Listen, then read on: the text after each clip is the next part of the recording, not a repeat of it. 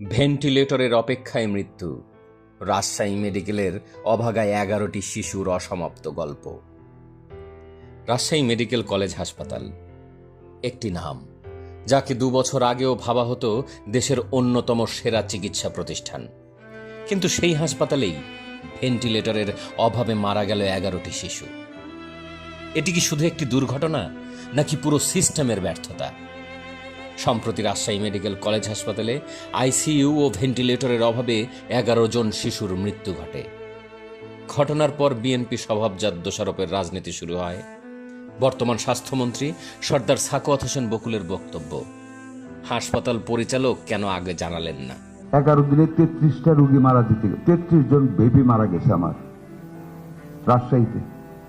সেই ডাইরেক্টর আমাদেরকে বলে নাই যে তার ভেন্টিলেটর নেই, নিউনেটিক্যাল ভেন্টিলেটর নেই। ওকে ফাঁসি কাস্টে জড়ানো উচিত। আমি ফোন করার পরে আমার ফোনের পরে উনি বলে এটা মিডিয়া একটু বাড়াবাড়ি করছে। Then you give me a report, what is the truth. কালকে রিপোর্ট দিল, সে একটা কত মিডিয়াকে ডিনাই করতে পারেনি। এই প্রশ্নই কি যথেষ্ট, নাকি এর পেছনে আরো বড় বাস্তবতা আছে অপদার্থতা? বাংলাদেশের স্বাস্থ্য খাতে গত 1 দশকে তৈরি হয়েছিল একটি বিশাল digital monitoring system, online reporting system, DHIS2 database, হাসপাতাল স্কোরিং, মাসিক ব্যবস্থাপনা রিপোর্ট, লজিস্টিক্স ট্র্যাকিং, রোগীদের অভিযোগ ড্যাশবোর্ড। এসবই বঙ্গবন্ধু কন্যা শেখ হাসিনার নেতৃত্বাধীন আওয়ামী লীগ সরকার প্রবর্তন করেন এবং তা নিয়মিত পর্যবেক্ষণে রাখেন। 24 সালের আগস্ট পর্যন্ত এই রাজশাহী মেডিকেল কলেজে 20টি ভেন্টিলেটরের ব্যবস্থা করা হয়, যার সবগুলোই সচল ছিল। কিন্তু ইউনিসিও আমলে ঘুমপাড়ানি স্বাস্থ্য উপদেষ্টা নূরজাহানপুর অদক্ষতার সেই স্মার্ট মনিটরিং সিস্টেম ভেন্টিলেশনে চলে যায়। কিন্তু বর্তমান সরকারও কি তাদের অতীতের মতো কল্যাণকর উদ্যোগ, যেহেতু আওয়ামী লীগ করেছে বলে, ইউনিসিও আমলে পদাঙ্ক অনুসরণ করলেন? 17 তারিখে ভর্তি হয়েছে, আমরা নিয়ে আসছি। তারপরে তো ঈদের ছুটি, তেমন কোনো ট্রিটমেন্ট হয় নাই। বাচ্চাকে আইসিইউতে রাখার জন্য সিরিয়াল দিয়েছি, আমরা এখন পর্যন্ত আইসিইউতে যেতে পারছি না। বাচ্চার অবস্থা খুবই কম, অক্সিজেন হার্ট। 2 ঘন্টা থেকে আসছে, কোনো চিকিৎসা নেই। যদি সব ভেন্টিলেটর সচল থাকতো বা যথাযথ মনিটরিং হতো, তাহলে 11টি শিশু কি মারা যেত? এখানে উঠে আসে বড় প্রশ্ন, রিপোর্ট কি আপডেট ছিল? বাস্তবতার ডাটার মধ্যে কি ফারাক, নাকি কেউ দেখলই না এই ডাটা?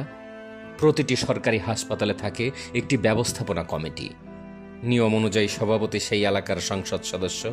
তাহলে রাজশাহী সদরের সাংসদ ভূমিমন্ত্রী মিজানুর রহমান মিনু কি তার দায়িত্ব পালন করেছিলেন? মাসিক মিটিংয়ে আলোচনা হওয়ার কথা, সমস্যা, ঘাটতি, প্রয়োজনীয় যন্ত্রপাতি।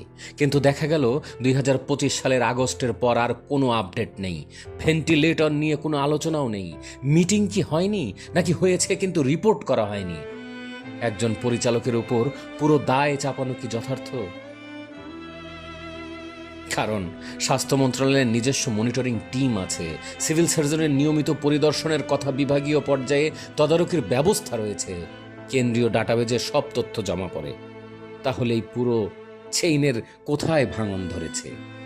যে সিস্টেম আছে সেটি কি সত্যি কাজ করছে, নাকি সবকিছুই আওয়ামী লীগ সরকারের পর কাগজে কলমেই সীমাবদ্ধ? ডাক্তার ছিল না, মাত্রই আপনাদের ডেকে ডাক্তার ঢুকলো, এতক্ষণ তো ডাক্তার ছিল না। অবহেলা, কোনো গুরুত্ব নেই, এরকম একটা অবস্থা। প্রচুর রোগীর চাপ, ওয়ার্ডে না ধরে তো আমি ওই রাস্তায় ছিলাম। আগের মতন আর নাই চিকিৎসা, বুঝলেন। সকালে একজন আসছিল ভোর 6টায়, ইন্টার্নিং ডাক্তার একটা ইনজেকশন দিয়ে গেছে। স্বাস্থ্য ব্যবস্থা শুধু যন্ত্র বা রিপোর্ট নয়, এটা মানুষের জীবন। আপনার মতামত কি? দায়কার সিস্টেমের, নাকি সিস্টেম চালানো মানুষের? বিগত 1 দশকে বাংলাদেশের স্বাস্থ্য খাতে ডিজিটাল সিস্টেম নিয়ে অনেক প্রশংসা রয়েছে। কিন্তু সিস্টেম থাকলেই কি সেবা নিশ্চিত হয়, নাকি সিস্টেম চালানোর মানুষটাই আসল? 11টি শিশু, 11টি পরিবার, 11টি অসমাপ্ত জীবন। এই অকাল মৃত্যুগুলো শুধু 11টি পরিবারের নয়, এটি ভবিষ্যতের অনেক অকাল মৃত্যুর আগাম বার্তা।